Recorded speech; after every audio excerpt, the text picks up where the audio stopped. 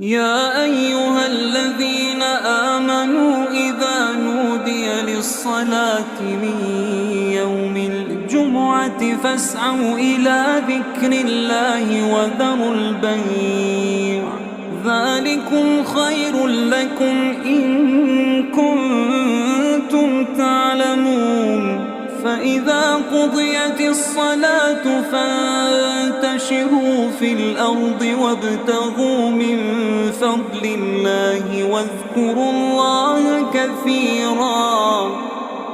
واذكروا الله كثيرا لعلكم تفلحون.